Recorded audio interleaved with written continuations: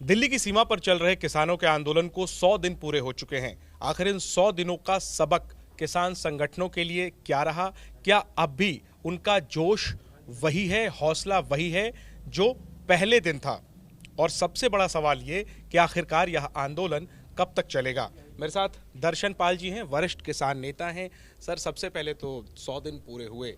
पहला सवाल यही कि क्या हौसले में कुछ कमी आई है या हौसला और बढ़ गया है? 100 दिन का सबक क्या है? देखिए 100 दिन पूरे हुए हैं, ये बात सही है। एक बात दूसरा ये है कि 100 दिन में आंदोलन जिस दिन हम दिल्ली आए थे उस दिन हम कुछ किसान हरियाणा के थे, बाकी मेनली पंजाब के किसान थे। और अभी इन मोर्चे के ऊपर भी दूसरी जगह से पूरे देश से किसान आए हैं, आ रहे हैं और आएंगे भी। एंड दूसरा, ये आंदोलन जो है पंजाब के साथ साथ देश के कई दूसरे प्रांतों में भी चला गया है, जिसको आप देख सकते हैं। जो महापंचायतें हो रही हैं, बड़ी बड़ी कॉन्फ्रेंसेस हो रही हैं, और वहाँ के जो संगठन हैं वो डायरेक्टली इस आंदोलन के साथ जुड़ के, वो भी आंदोलन के मुद्दों को अपना मुद्दा बना के वो इसलिए मैं कहना चाहता हूँ कि जब आंदोलन का ये स्वरूप बन रहा हो तो इसमें ये बात ही नहीं होती कि आंदोलन के 100 दिन पूरे होने के बाद कोई जोश कम हुआ है। जोश वैसे ही मेंटेन्ड है, बल्कि जैसे ही आंदोलन के लोग बढ़ रहे हैं, आंदोलन की विशालता बढ़ रही, जोग्राफिकली आंदोलन आगे आगे फैल रहा है, तो लीडरों में जोश वैसे ही है, तजर्बा भी हो गया है, एकजुटता भी बनी है। सो ये अपने आप में मैं कहता हूँ एक बहुत बड़ी प्राप्ति है इस आंदोलन की। जब आप लोग आए थे तो आप लोग भी और किसान भी ट्रैक्टर ट्रॉलियों पर कहते थे कि हम 6 महीने की तैयारी करके आए हैं। तब यकीन मानिए मैंने भी बहुत गंभीरता से इस बात को, 6 महीने वाली बात को नहीं लिया था, लेकिन देखते देखते 3 महीने से ज़्यादा हो चुके हैं।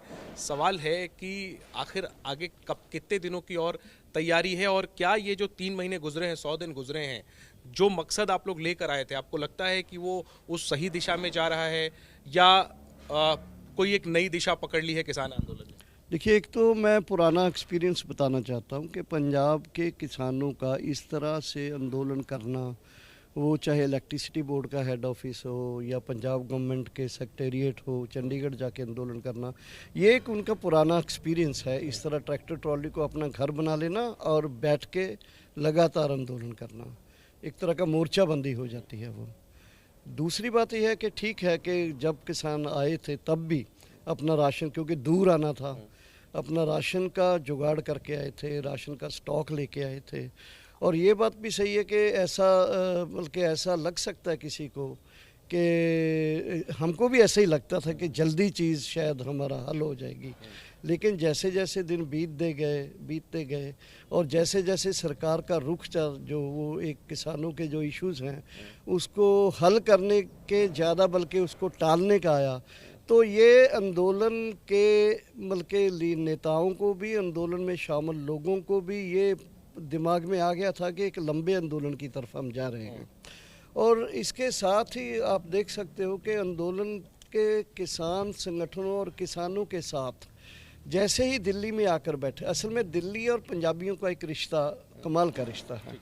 पंजाबी लोगों को लगता है कि दिल्ली हमारे इश्यूज़ को ठीक तरीके से देखती नहीं है, दिल्ली के साथ हमें संघर्ष करके ही मुद्दे सुलझाए जा सकते हैं। और पुराने समय से दिल्ली के साथ बहुत पुराने हिस्टोरिकल कुछ जो आप देख सकते हो, इस तरह के लेसन्स भी हैं लोगों को। तो लोगों को दो चीज़ लगता है, एक तो लंबा हो रहा है, दूसरा ये भी लगता है कि अगर हम यहाँ से जीत कर नहीं जाएंगे तो दिल्ली और पंजाबियों का जो एक क्या बोलोगे, जो अंतर विरोध है दोनों का, उसमें उनको लगता है कि यार ये तो जो चीज़ के लिए हम आए थे, जिसको हराने के लिए आए थे, ये तो दूसरी तरफ। लेकिन सर, वो जो आप जो कॉन्टेक्स्ट दे रहे हैं, ये तो पुरानी बात है। ये एक आज़ाद देश है, पंजाब भी आज़ाद है, दिल्ली भी आज़ाद है, लोकतांत्रिक सरकार है, तो इसको हराने की जिद क्यों? क्या एक बीच का रास्ता, एक सामंजस्य का रास्ता नहीं निकल सकता है? क्या उस पर विकल्प पर विचार आप लोग क्यों नहीं करते? नहीं, मैं इस बात को थोड़ा और इसलिए कहना चाहता हूँ कि आप देखोगे कि इसमें जब किसान यहाँ आए तो किसानों के साथ साथ तमाम संस्थाएं, धार्मिक, सांस्कृतिक, सामाजिक, एजुकेशनल इंस्टीट्यूशंस, यूथ, सब जो लोग हैं किसानों के साथ आके खड़े हो गए। तो ये जो एक पंजाब के लोगों को असल में लगता है ये कि ये जो कानून है हमारा खेती, क्योंकि पंजाब में मेनली खेती अर्थचारा ही है, इकोनॉमी है, और पंजाब के लोगों को लगता है कि हमारा खेती से ही हमारा डिपेंडेंस तो है, शान भी हमारी खेती से है।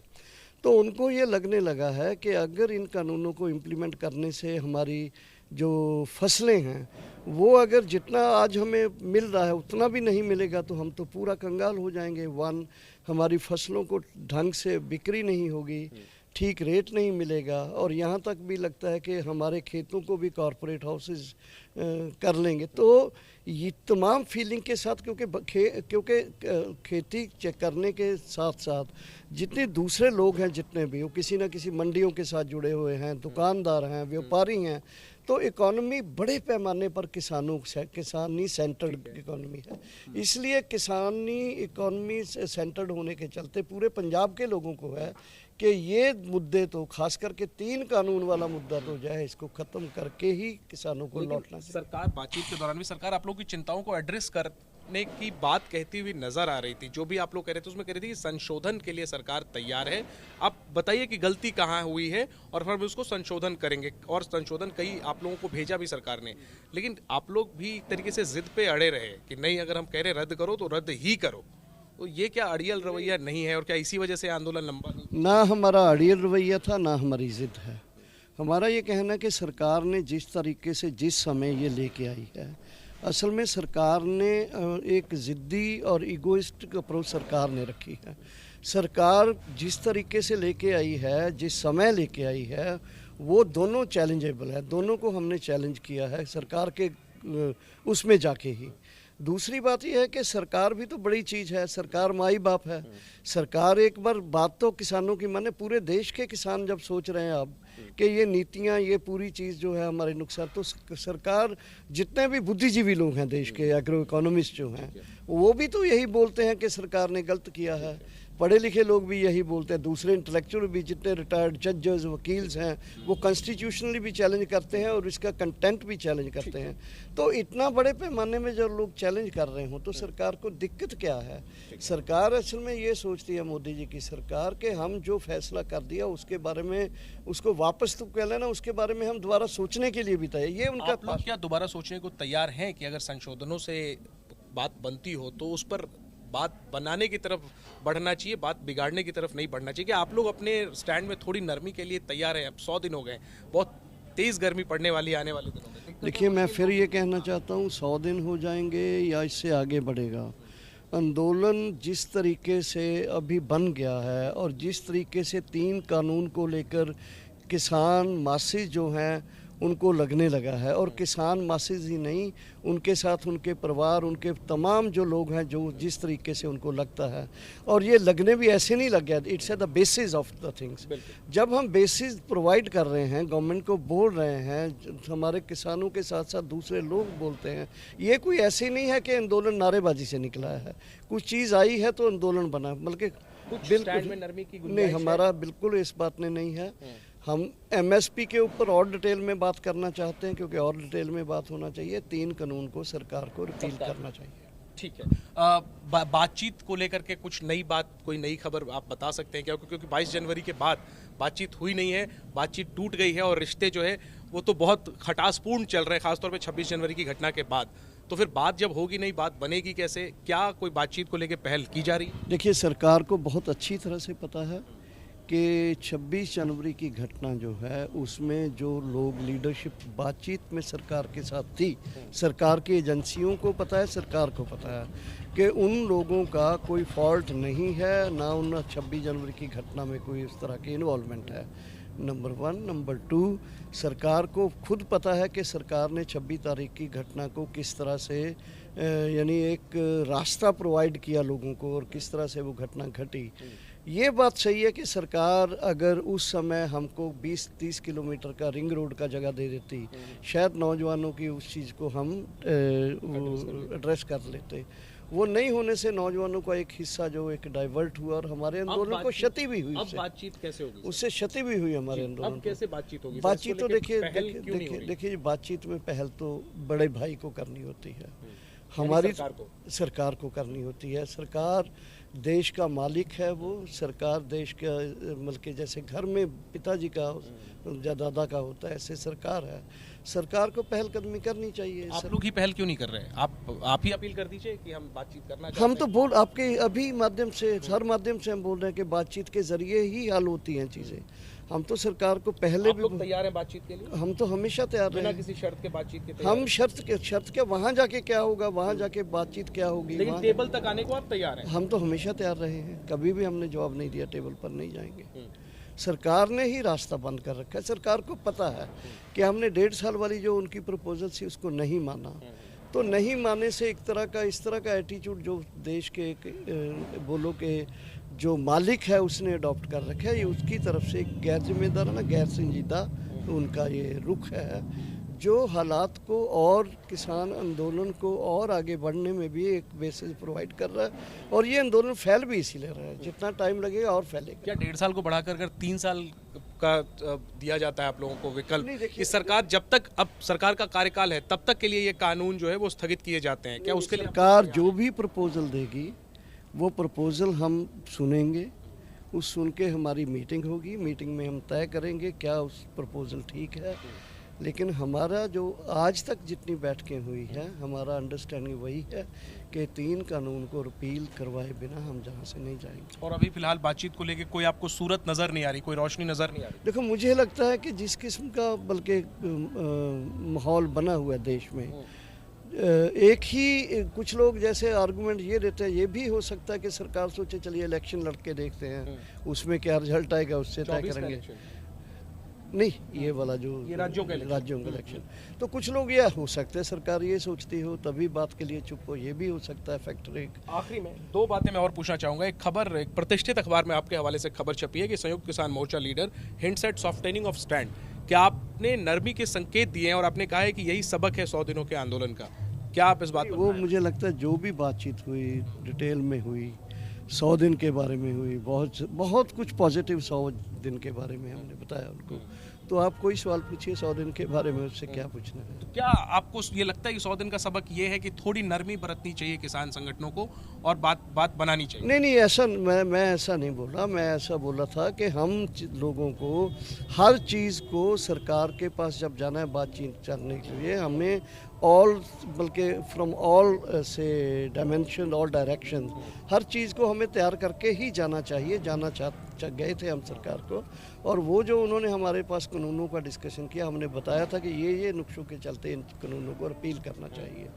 तो ये एक जनरल बात है कि जो उस अखबार ने लिखा है उसमें हमने बहुत सारी बातें की है उनसे, क्या क्या एक बयान है, मैं आपके सामने ही पढ़ देता हूँ कि I think we should not be taking a hard stand on all the issues. For example, on the issue of MSP, what I think is that we did not discuss it in our movement so intensively or in so much detail. मतलब आप ये कह रहे हैं कि सारे मुद्दों पे कड़ा रुख। इसका कंटेक्स्ट क्या है? इसका कंटेक्स्ट ये है कि MSP सरकार हमको इन प्रिंसिपल हमारे साथ वादा कर ले इन राइटिंग, वन, ये है वन चीज़।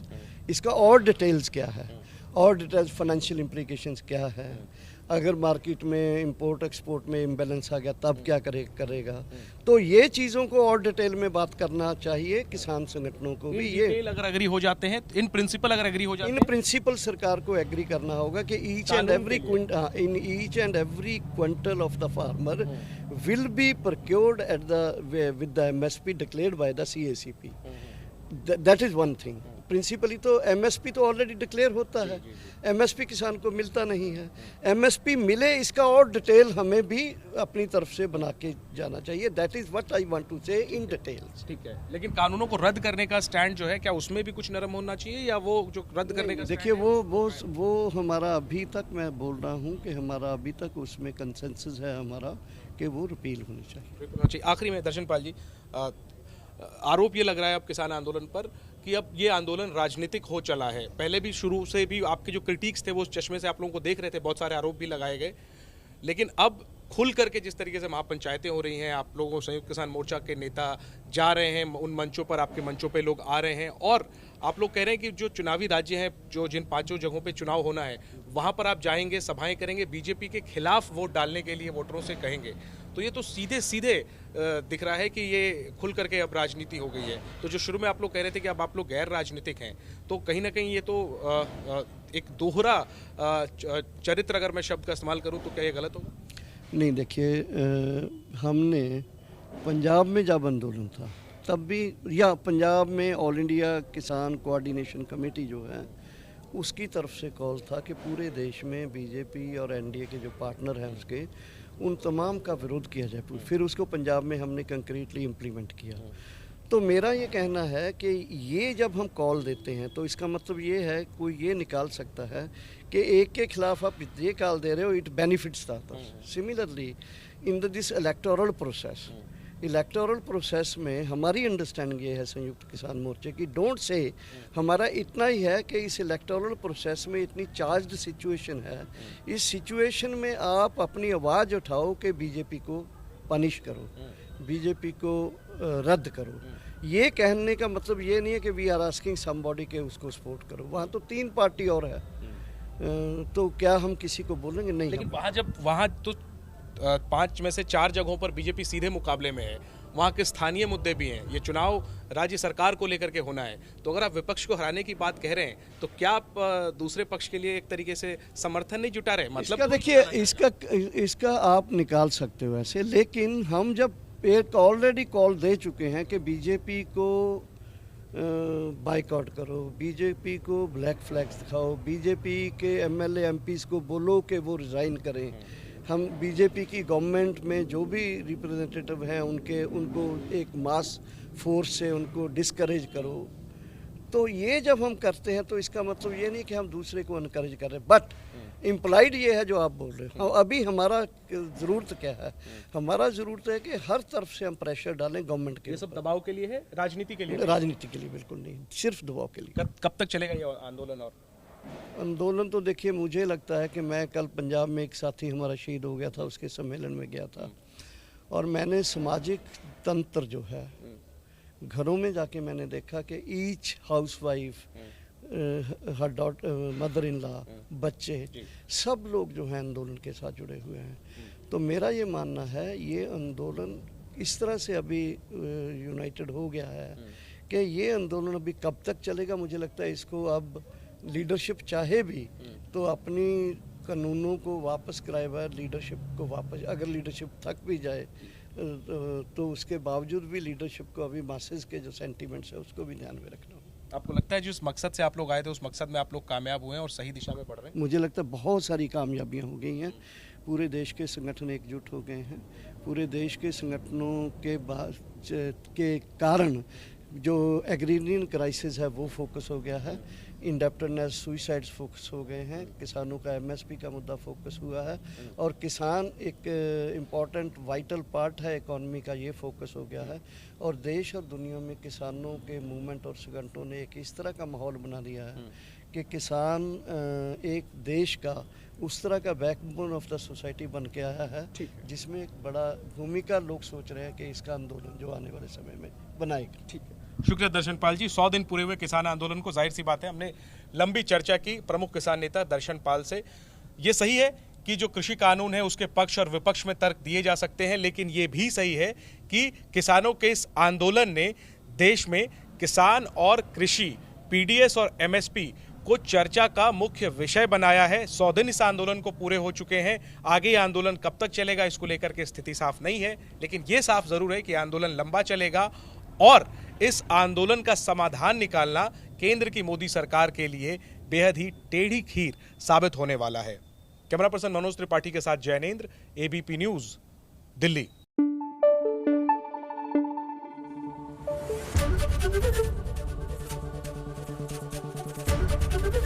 एबीपी न्यूज आपको रखे आगे।